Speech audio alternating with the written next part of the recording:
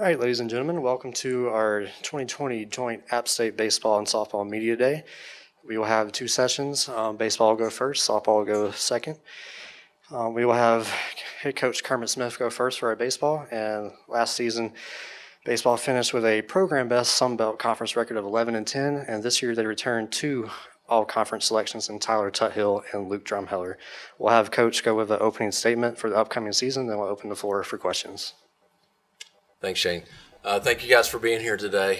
Just to kind of give you a little bit of insight, I'm going to take the floor here just to talk about something a little bit other than baseball for just a second. But internally, when we have our baseball staff meetings, we start each one. We go around our entire staff and we start it with someone or something that we're thankful for. And I'm just going to talk just three specific things that I'm really, really thankful for and really, really appreciative of within the last month. Number one is we've got a Yosef Club member who passed away, lost her life this month, Daphne Urquhart, and it hit pretty close to home. She was really special to our family. She took the time to invest in my wife and my children, and when she was sick. In trying to reach out, I kind of sifted through her Twitter page. And if you just took the time to go and look at the ways that Daphne supported not just our program, but every single student athlete within our department, I think we talk about a lot of different levels of support. And I couldn't tell you how much money Daphne gave to this program. I could tell you how many student athletes she impacted, how many coaches she impacted. And all you have to do is take 2 seconds to go on her Twitter account and realize the impact that she made in, this specific program's life, or this coach's life, or this family's life. And Daphne was just a champion for the Mountaineers. And I just wanted to say, just kind of having this platform, just how appreciative I am of her and her sacrifices for our department and her sacrifices for our student athletes and our coaches and their families.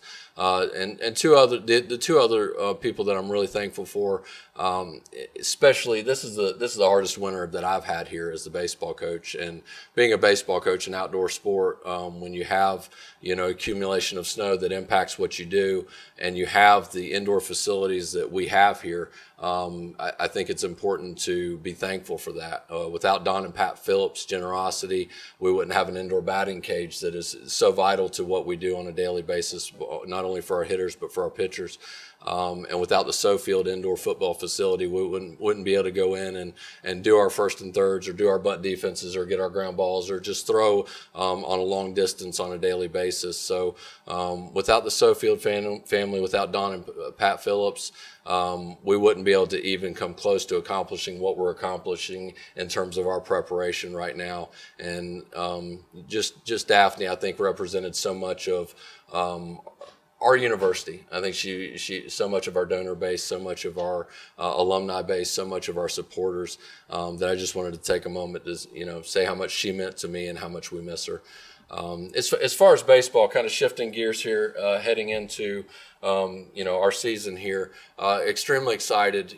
Shane made reference to our program best Sun Belt record last year, and that's something that we want to continue to grow on. I feel like we've had a really good transition in terms of since we've been here, our coaching staff has been here, and our program has shifted towards gaining ground in the Sun Belt. Our trajectory in the Sun Belt's been very, very good, and we're taking strides to catch up in other areas that we need to, in terms of our out-of-conference scheduling and things that we want to accomplish, so that when we're finished in the conference tournament, we're still playing. We're still right there for hopefully having an opportunity to go on to a regional, and have an opportunity to continue on to have a chance to go to a Super in Omaha. So those are things that we're constantly working on. We're constantly trying to close ground between the programs that we need to beat in order to put ourselves in a position to play in the postseason.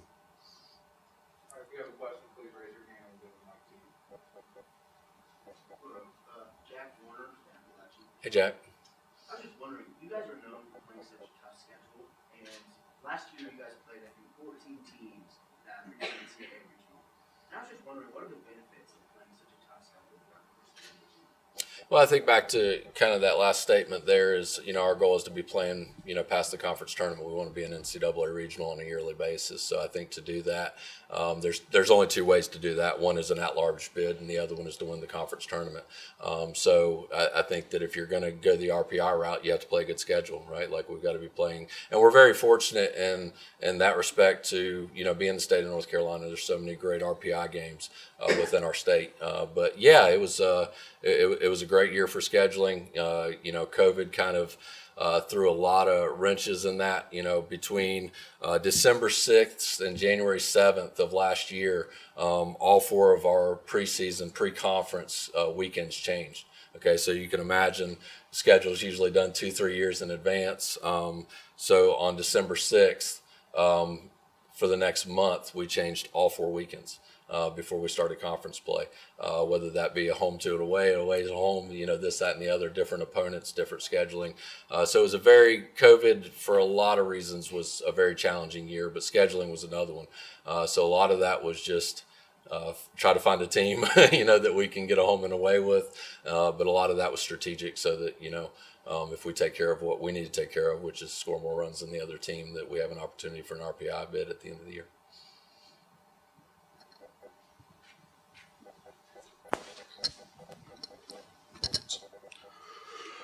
Morning, Kermit.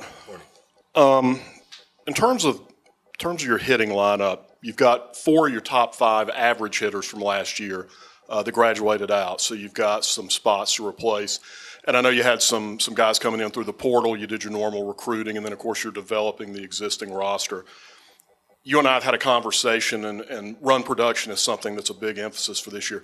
What is the form that run production is going to take? As you guys were looking at the type of talent you wanted to acquire, was it more about contact hitting situationally? Was it hitting for more power, speed on the bases?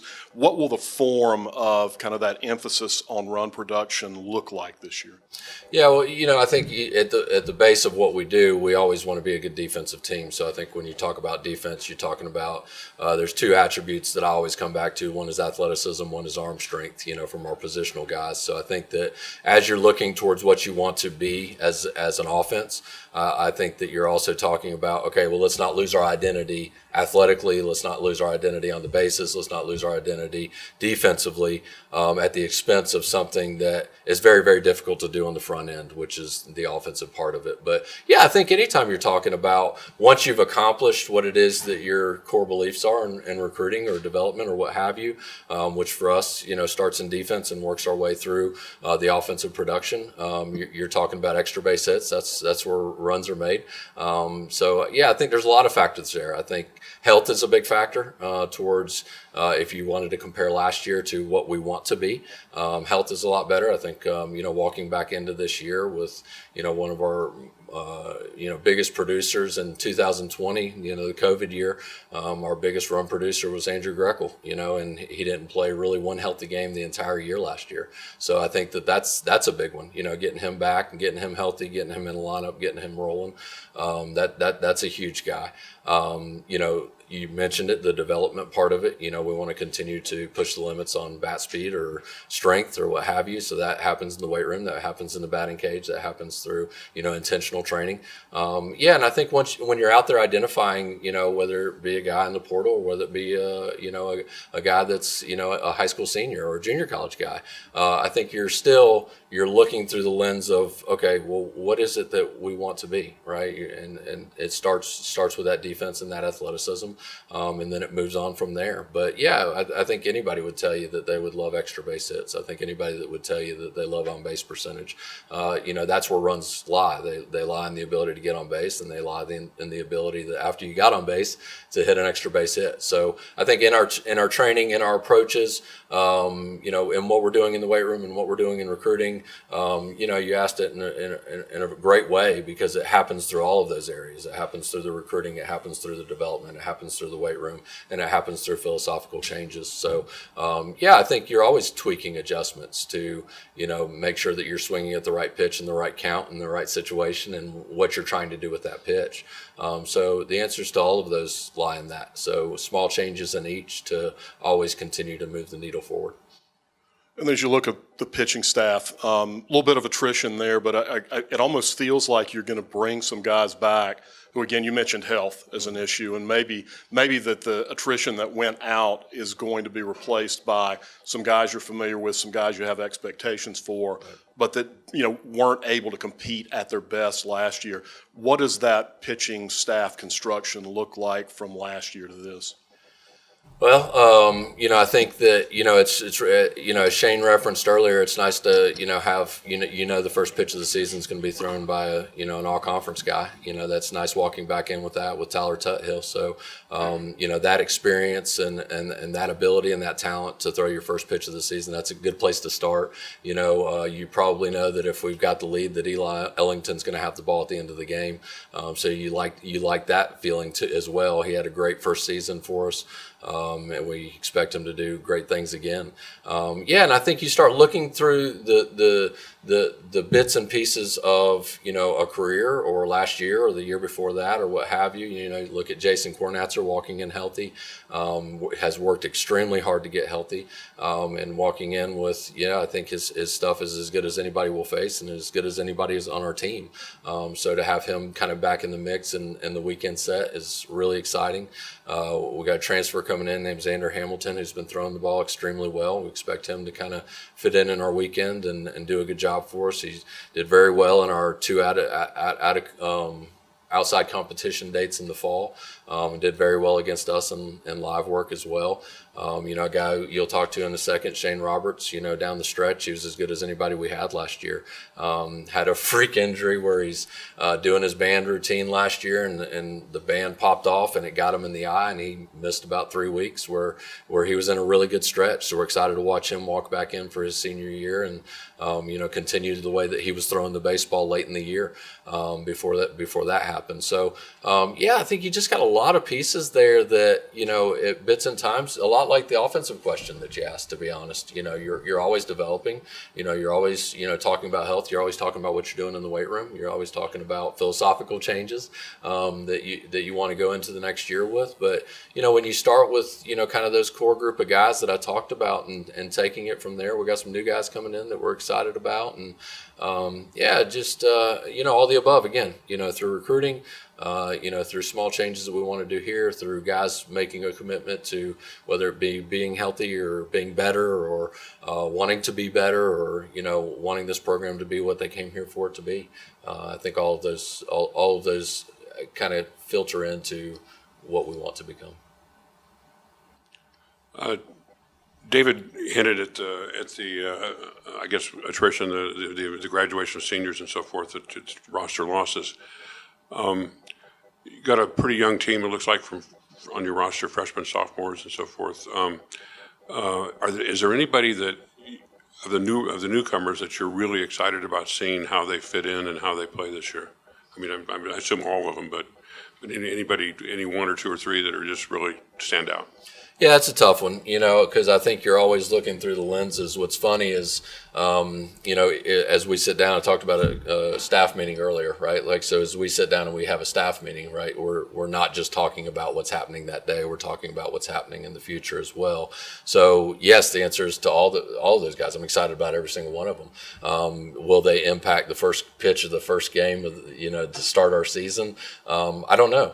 I think, RJ Johnson, who's a freshman, has got a chance to do some pretty special things in his career here. I think that he's an outfielder. I think he's got a chance to, start opening day for us and, be a big part of what we do. He's a guy that's come in and worked really, really hard and has done a really good job. A lot like Xander that I talked about earlier. I think Xander's another one to watch that's going to be in that mix to be a newcomer that has a chance to impact our program. But, there's so many intricacies to that question that, guys that have been here that maybe haven't played a role to this point that, as David mentioned, the development part of it, right, that have stood here and waited their time to have an opportunity to get better. And, there's guys in that mix too. So it's hard to single out any one guy or any group of guys, but I think those are probably two of them right off the bat that have a chance to impact us. What's interesting, and, as we go around our new wave of recruiting, if you will, is, in 22 years, I've never had a grad transfer. And this year I've got 2 grad transfers. I think those are two guys that you'll see making an immediate impact, right? They're obviously two of the older guys on the team, fifth-year seniors. Jacob Whitley transferred from Charlotte and graduated there and transferred here for his last year. He's catcher. He'll factor in a catcher and DH. I think he's going to be one of our better hitters. He's done really well for us to this point. Trey Jernigan transferred from UNC Asheville, right-handed pitcher. He's going to add a lot of stability in our bullpen. He's been really fantastic since he's been here. Extremely hard worker. I think any of these guys that will come up and talk to you in a second will tell you that. And I think both of them have just kind of brought kind of an older sense of maturity, if you will, to their work ethic. They walk out every day.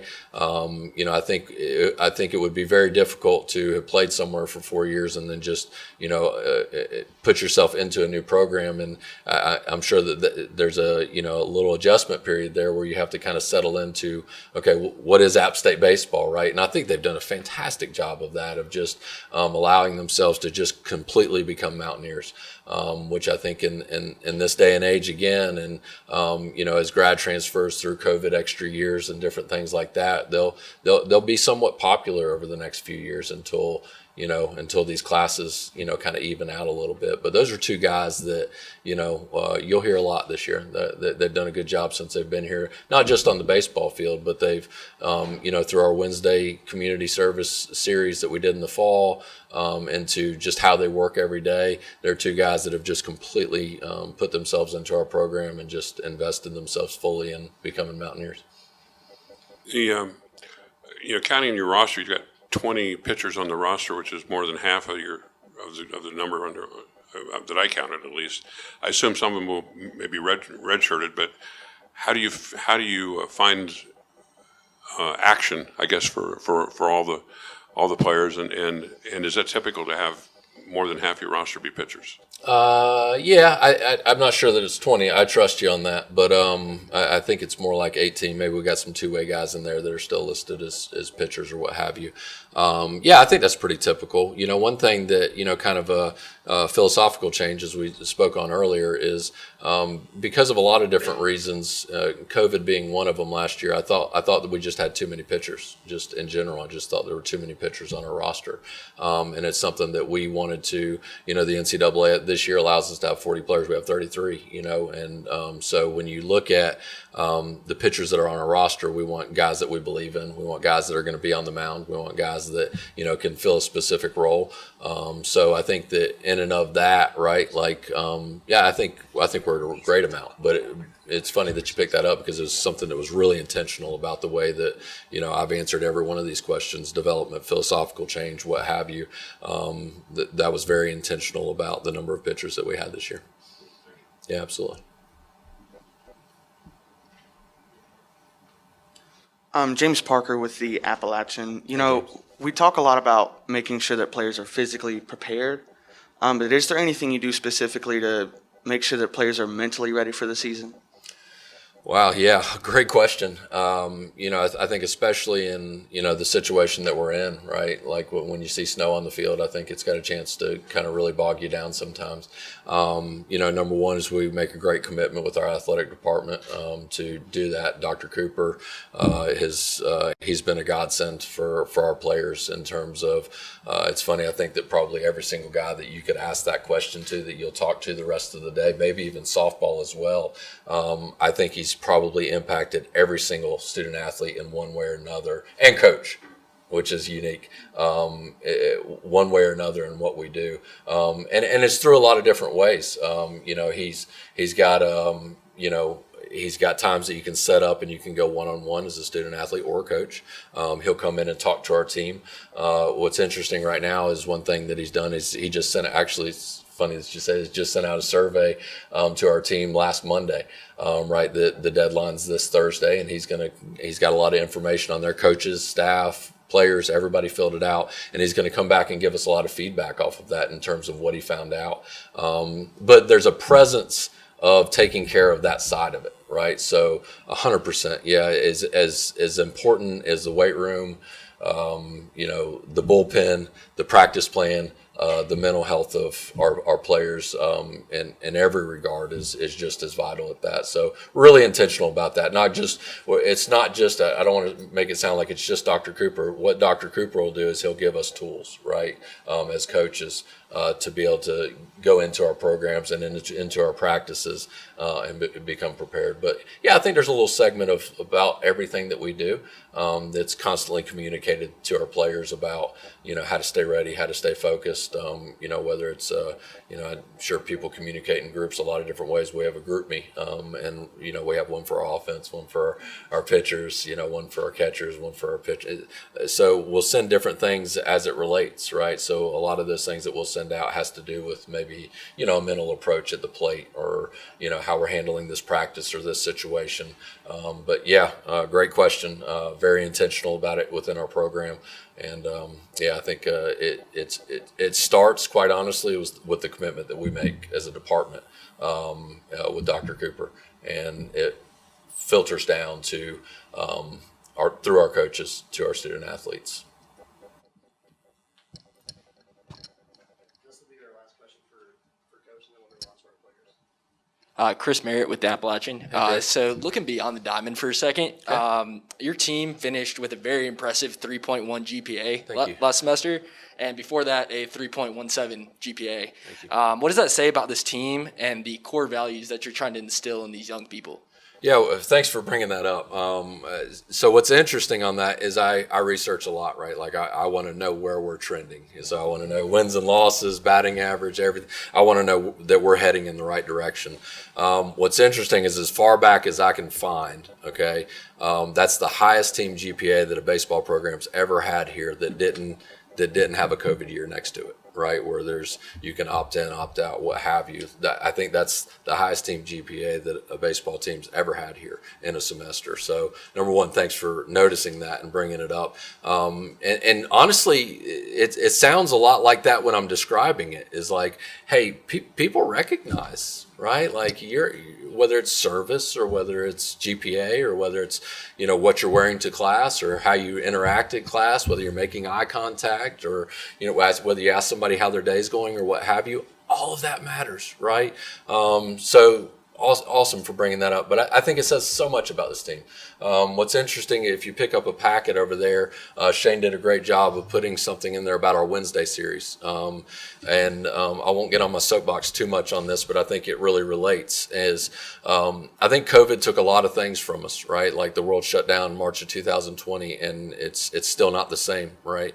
And I felt that throughout that 20-month span, walking back in here into the fall, I've never been more passionate to my job as someone who creates an environment that produces great men of high character, great men that are going to walk out and be great husbands. They're going to be great fathers, and they're going to know how to serve, right? So when we had that opportunity this fall, we walked in and I presented the Wednesday idea that every Wednesday we're going to do something that invests in gratitude and service. I don't think you can serve without being grateful for what you have. I don't think you can do it with the right heart. So we had people that would come in. Coach Moore, Jerry Moore, the Hall of Famer, came in and spoke to our team.